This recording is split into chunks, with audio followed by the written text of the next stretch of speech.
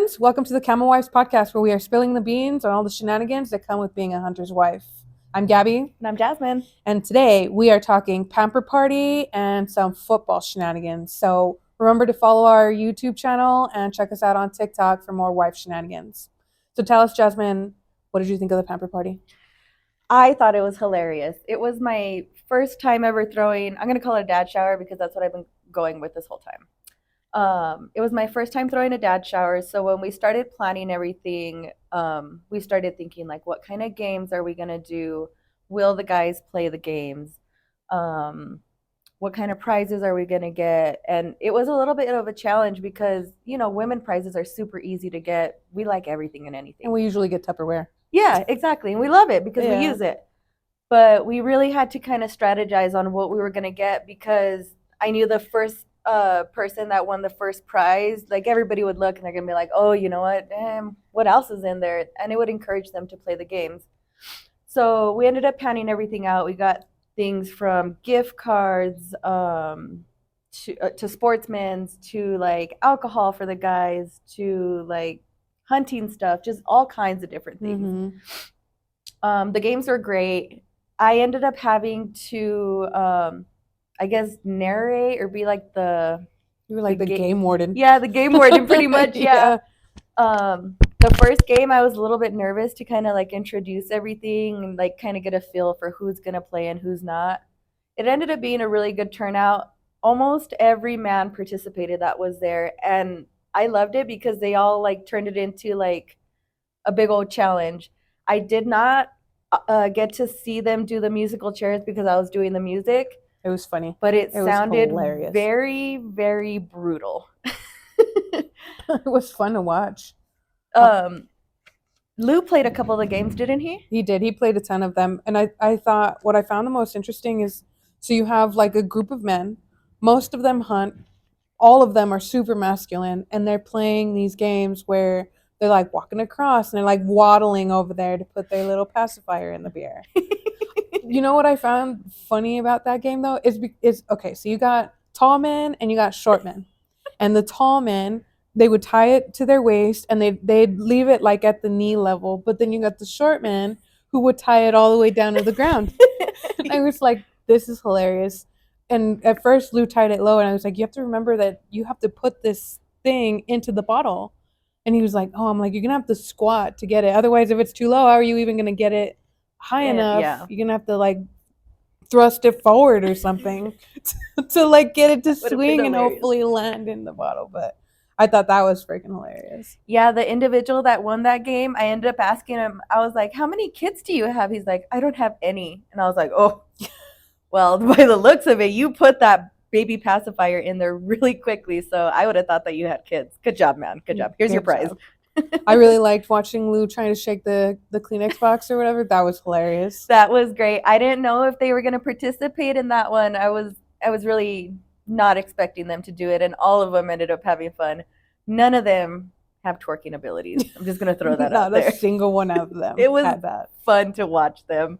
And then Lou's box had a smaller hole than the rest of the boxes. He had to work harder. So he was at a major disadvantage. I was like, you're going to have to shake it real hard to get the balls out of there. We're going to have to talk to the sister because the sister was actually the one that cut all the holes in the boxes. And she says she cut them all out evenly. But yeah, that box had a little smaller hole for sure. I was like, I even told him when he put it on, I was like, wow, your box has a little hole. Which one was your favorite game out of all of them? I think that was probably, actually, I really liked musical chairs. I felt like the men were more engaged because they get super competitive. Mm-hmm. And it's a game where they're not necessarily having to look silly. They get to just be engaged in the game and be like roughhousing each other and stuff like that. I think that was the most fun to watch. Yeah, it definitely sounded very violent. I was laughing just because of what I was hearing, but I could only imagine what it looked like. Well, and the dad, I mean, I think he had a better chance, but he and the gentleman that he was sitting next to were goofing off when he got eliminated. And I was like, and then Lou starts to goof off, and I'm like, oh, and then he gets eliminated. I'm like, you gotta pay attention. Focus. It was great. I loved it so much. It was awesome because usually we're the ones like doing all of these hilarious things, popping balloons and like dressing the baby and trying to guess like what is in the diaper and all of these random things, and to watch them all participate was a ton of fun. My favorite one for the women's one is the one where they put the sock or something in between their legs and you have to pass it from person to person. It's almost like musical chairs, but with the little sock or whatever it is. I have not seen that. That one's funny. The quarter drop is funny too. Like you got to put the quarter in your knees, between your knees. Oh, I've never done that one. That one's really hard. It's like super difficult to do. There's so many different games. It was really hard to hone in on the ones that we wanted. We probably started out with like 10 games, and then we kind of just did a process of elimination. Which ones would they do and which ones wouldn't they do? Usually when I've been to a Pamper Party, like the decor is super minimal, and it was cool to see how like decorated it was. The theme was all the way around. You had like manly decorations because of all the beer bottles, and the cake was a beer, and you had the cigars, and it was like really cool to see all of the stuff. Yeah, the difference in it. And I got a lot of good feedback from a lot of the women there. One in particular, she pulled me aside and she's like, this was just such a good time. She's like, I've never been to a shower where the dads are the ones playing the games. And I told her we wanted something different. We wanted the guys to be a little bit more engaged. I didn't want it to just be a barbecue and here's some Pampers and call it good. Like I wanted everybody to remember it. And it's their first baby. So I wanted it to be super like special for them. Let's talk about cornhole. We got slaughtered by our husbands. I hated that. I thought we were going to win because I'm like, you know what? I'm so good at the cornhole. You know, we got this, Gaby. It's okay if you just miss a couple. We'll be fine. And they just murdered us. 21-3. We didn't even stand a chance. We should have got a handicap. We should have. Yeah, like mid-board. Yeah. It kind of sucked. But honestly, I think the more beverages I have, the better I get. So I don't think I had enough to drink at the time. Lord. I will say that being at the party, I had a ton of fun. My challenge was really the eating. There was so much to eat, but because I'm still doing the 75 hard challenge, that was so difficult to like look at. Okay, what can I eat? What can't I eat? Luckily, I mean, burgers and hot dogs are not hard to dress.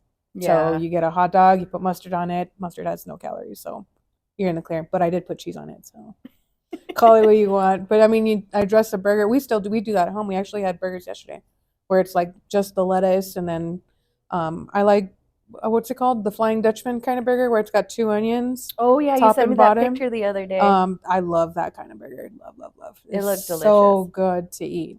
But otherwise, I mean, I really wanted some of the salads and some of the stuff that's there. We went as far as to bring our own diet drinks just to make sure we could enjoy. Yeah.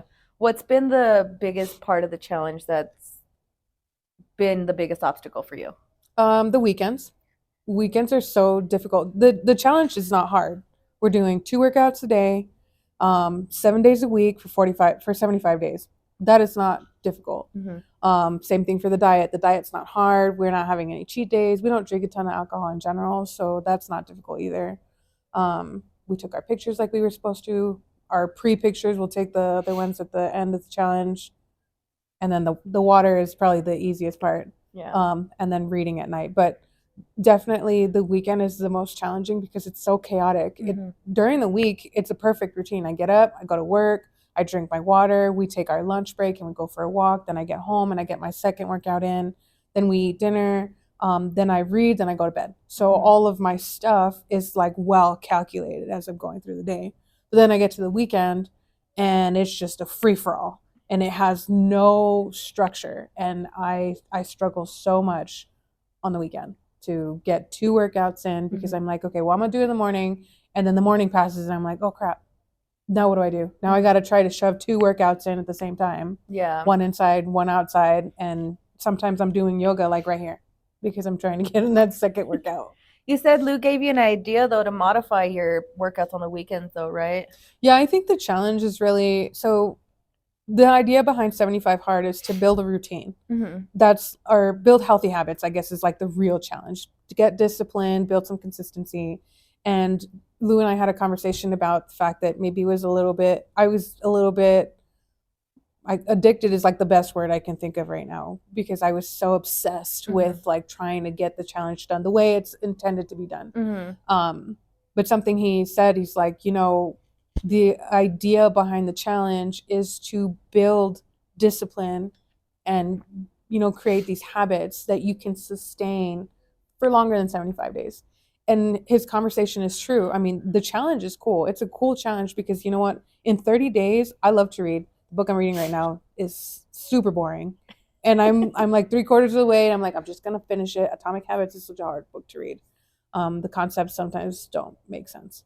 But I mean, the water's not hard to do. Like nothing is really difficult. It's really like on the weekend. Something he said is, you know, weekend is like for family, and we got to figure out how to navigate this differently. During the week, I don't have an issue. It's beautiful during the week. It's really when I get to the weekend, how do I make it work for us? And so we talked about doing like 90 minutes straight, whether that's splitting that up into 2 45 segments, one inside, one outside, or doing the full 90 minutes. I'm outside for a walk for 90 minutes or whatever. But instead of breaking it up into like one morning, one evening, it's going to have to be all at one time. Yeah. And then it's sustainable, because then I'm like, okay, something else he mentioned is usually we have events in the afternoon. Saturday afternoon, we want to go to the movies, or my family's having an event, or we're watching football or whatever. And so it gets a little bit crazy after 11. So whatever I'm going to do has to be before that. Yeah. On the weekend anyway. Yeah. And you're how long into the challenge? Today is my 34th day. So I still got 40 days to go. You're almost halfway there. Almost, yeah. I mean, it's crazy to think that we're so far in already, because when I do think about like, oh, I'm going to have some of this. Ooh, I'm ready for some hot Cheetos. Hot Cheetos is what I've been craving. I'm like, bring on the hot Cheetos. I'm ready for them. Yes, I am. Hot Cheetos a la Michoacana style. Put whatever you want on it. Some Tostiloco hot Cheetos. That's what I'm craving. But then I stopped to think, like, I've lost 11 pounds. And if I eat that, is it going to start to create a different kind of habit? And then I'm going to be back right to where I started. So that's really, I think when I get to 75 days, that's something I'll have to think about. Yeah. Because right now there's no cheating on the diet. So I'm not eating hot Cheetos. I'm having to find like flaming hot pork rinds and with a substitute, which they're actually pretty good. They're decent. You mentioned football. I know that we got together not too long ago for the game. Are you planning on meeting us for the football game for Super Bowl? Like, what are your guys' plans? Yeah, that's what the plan is. Okay. Is to go out there. Nice. And I'm hoping still that we can still do a little bit of hunting that day before, but we'll see how that goes. I'm excited. Who are you going for? You have to tell everybody. I am a diehard Niner fan. I've actually been a Niner fan since I was 9 years old. Niners since 9. Niners since 9 years old. Yep. Well, I'm a Cowboys fan. Lame. I don't care what anybody else says. We are America's team, y'all. But I'm torn because my husband is a 49er fan and my father-in-law is a Kansas City Chiefs fan. Ooh, so don't pick the wrong team. Well, how do I know which one to pick? I love my husband, yes I do. But you know, I love my father-in-law too. So I just don't know. I don't know who I'm gonna go for. You better know who you're going for. Pick the red one. Perfect. That's what I'm gonna go for. Let me ask you a question. How did you become a Cowboy fan? My whole family, excuse me, my whole family's been Cowboys fans our entire life too. Except my grandma. My grandma was a Niner fan. Nice. Yeah. And then as we grew older, like everybody decided on their own teams. I stuck with my team since I was little. My older sister's a Saints fan. My little sister, I don't think she watches football, but me and my mom are still Cowboys fans. So it's just from the generations. I chose it. Nice. My entire family, they're all Cowboy fans also. And you chose the Niners? Yeah.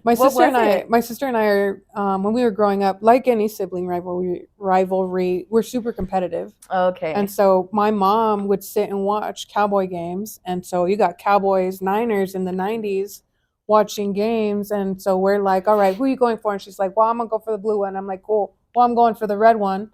And that's literally how I became a Niner fan, because I picked the red team.